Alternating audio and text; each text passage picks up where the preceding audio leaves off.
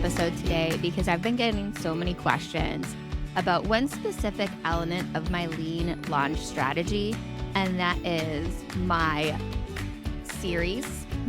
content series to time-sensitive lead magnet framework.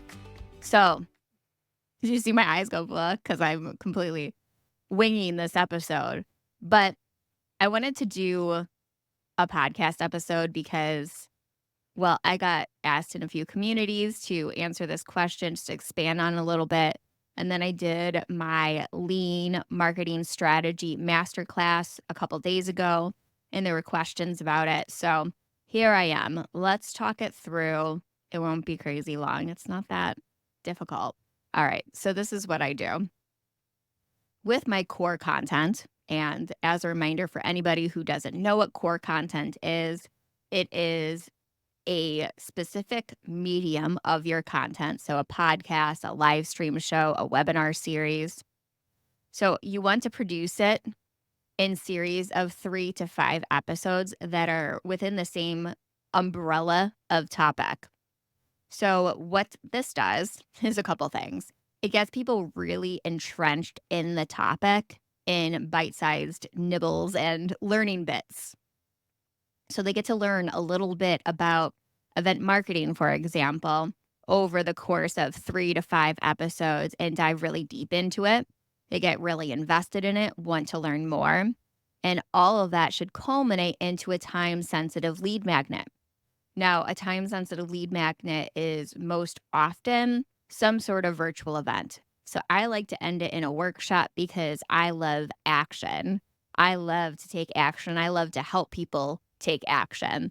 So all of mine are very hands-on workshops that I culminate with. So you just learned about event marketing for 5 episodes. Now we're going to do a workshop where we launch your first virtual event. That's an example. So that's how it works. You get people really excited through that series, and then it culminates into a lead magnet that is time sensitive. So other versions of time sensitive lead magnets could be a panel.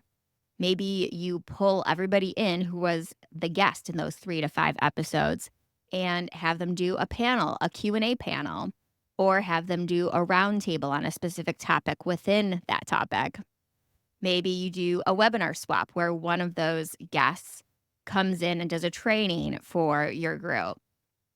Those are some options. You could also do something that's not live, asynchronous, but it has a time-sensitive component, like it's only available for a week, like a private podcast that is turned off in 7 days. So they can only access it within those 7 days. That's another option for time-sensitive. The intention behind a time-sensitive lead magnet is you get a surge of people at one time. So it encourages action immediately. Whereas a passive lead magnet, it's a pop-up on your website. It's a little promo in your email signature. It's always working. It's always on. So people drip in, but it's not like a tsunami of leads at one time, if you know what I mean. So that's how it works. And throughout the series, obviously, you're doing one umbrella topic, and then you do mini topics underneath. So it's almost like a hub and spoke model, if you're familiar with SEO.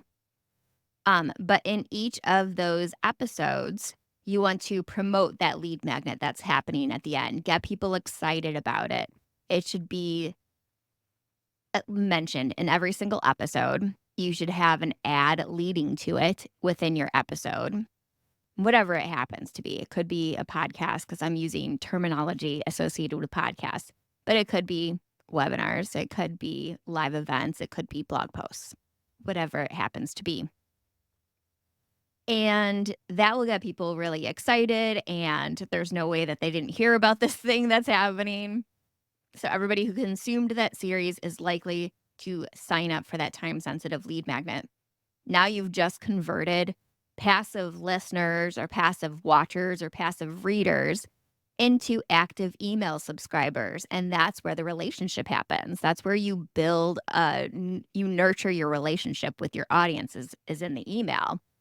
So that's that. It's a super mini episode, but I've been getting this question a lot and I wanted to share it with you. And it's just nice that I can reference this podcast episode now. If you have questions, ask them.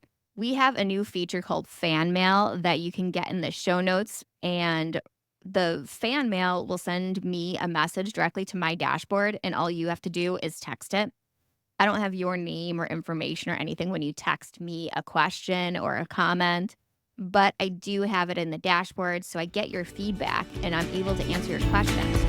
So if you have any questions that come up as you're listening to my podcast, you're watching my shows, anything, you're consuming my content in any capacity, send me a fan mail and I'll answer your questions because I love doing that and I'm happy to help. Thank you and enjoy this bonus episode.